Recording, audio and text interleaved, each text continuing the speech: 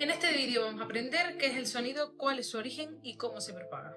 Además, también vamos a conocer cuáles son sus propiedades, la frecuencia, la amplitud, el timbre y la duración. Yo soy Sandra y esto es Escucha Musical. Para comprender la naturaleza del sonido y sus propiedades, vamos a definirlo. El sonido es un fenómeno acústico producido por la vibración de un cuerpo material u objeto. Esta vibración produce una onda sonora que se propaga por medios como el agua, el aire, etc. y llega a nuestros oídos. Por tanto, si no hay medios por los que se pueda propagar ese sonido, como en el espacio en una cámara anecoica, no hay sonido.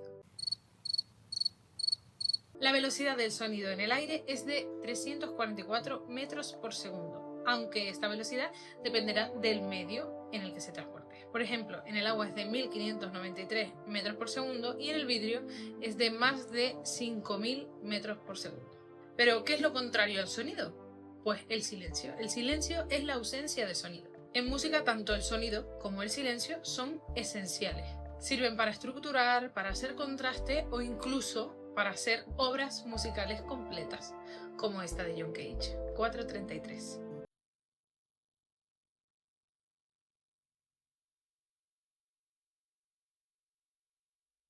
Sin embargo, aparte del sonido y el silencio, también hay otra cuestión que podemos distinguir, y es el ruido. Mientras que el sonido se basa en ondas sonoras regulares, el ruido se basa en ondas sonoras irregulares. Sin embargo, esto no significa que no forme parte de la música, y sino que se lo pregunten a los compositores del siglo XX.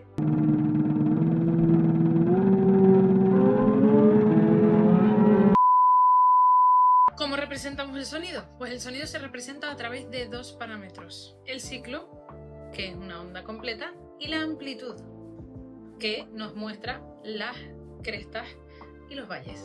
Es decir, representa el grado de movimiento que tiene la onda sonora. Cuando un ciclo se repite muchas veces en un segundo, se llama frecuencia. Es decir, la frecuencia es el número de ciclos que se repiten en un segundo.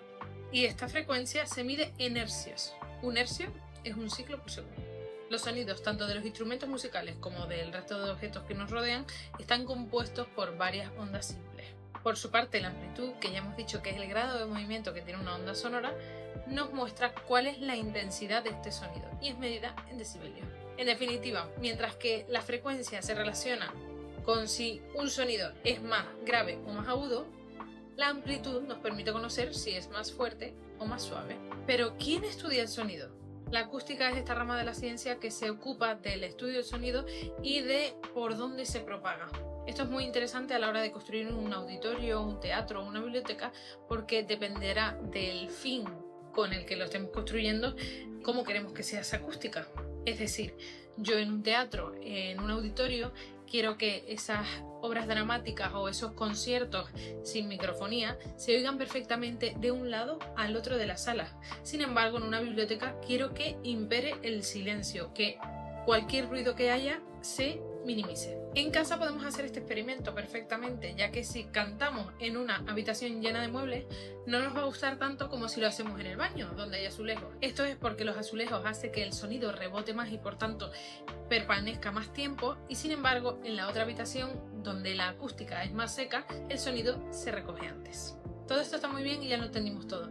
Pero ¿cómo escuchamos? Pues todos escuchamos gracias a nuestro órgano del oído. La audición es el procedimiento por el cual nuestro oído externo recoge las ondas sonoras que son llevadas hasta el oído medio, donde el tímpano vibra. Después de esto, estas vibraciones se convierten en impulsos eléctricos en el oído interno que acaban llegando a nuestro cerebro. De manera normal, nuestro oído percibe desde 20 hercios hasta 20.000 hercios. Lo que está por debajo son infrasonidos, que son capaces de escucharlo algunos animales, y lo que está por encima son los ultrasonidos. Y esto en cuanto a la altura, porque si nos vamos a la intensidad, el volumen que el ser humano es capaz de escuchar, pues podemos escuchar entre 20 y 120 decibelios.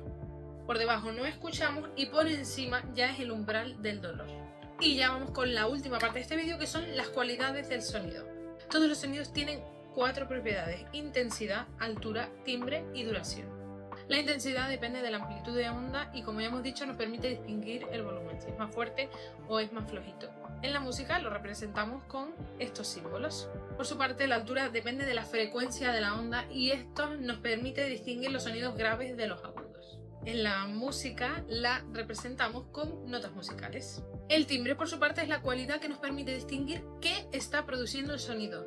Ello va a depender tanto de la forma, como del material, como de la manera en que se está produciendo este sonido. Como hemos dicho antes, los sonidos se componen de varias ondas simples que forman una onda compleja, y esta onda compleja está formada por la fundamental y los sonidos armónicos. Así podemos distinguir si está sonando un clarinete, una flauta o una tuba. Por último, la duración es esta cualidad del sonido que nos permite distinguir entre sonidos largos y sonidos cortos.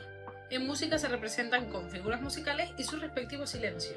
Y vamos a hacer un resumen, porque en definitiva, ¿con qué nos tenemos que quedar?